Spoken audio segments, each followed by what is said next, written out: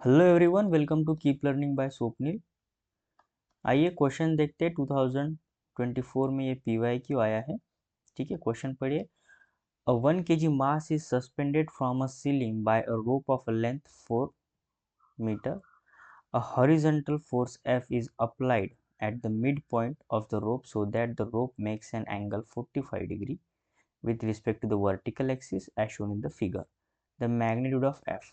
ठीक है, तो यहाँ पे 45 डिग्री एंगल बन रहा है।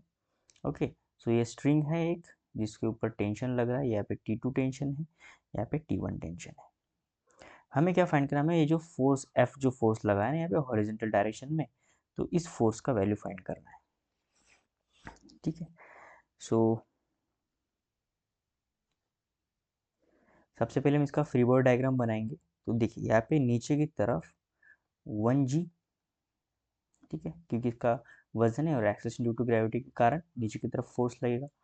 ये T2 ऊपर की तरफ T2 टेंशन, ठीक है, कुछ ऐसे यहाँ पे फोर्स लग रहा है और ये T1 टेंशन है। ठीक है, यहाँ पे कुछ इस डायरेक्शन।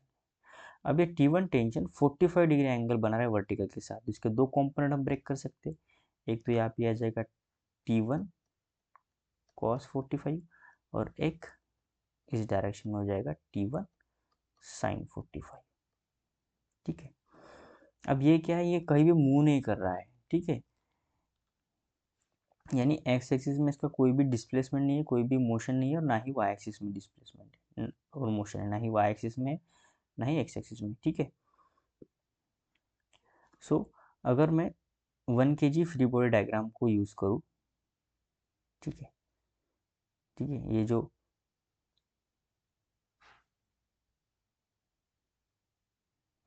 ठीक है, सो अगर मैं ये जो 1 kg बॉक्स है इसका फ्री बॉडी डायग्राम निकालूँ, इसकी इक्वेशन तैयार करूँ, तो ये T2 को बैलेंस कर रहा है। तो यानी इसका जो T2 का वैल्यू हो जाएगा वो हो जाएगा 1g यानी 10 न्यूटन।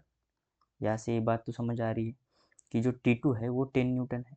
अब ये T2 किसे बैलेंस कर रहा है? ये जो ऊपर T1 cos 45 है।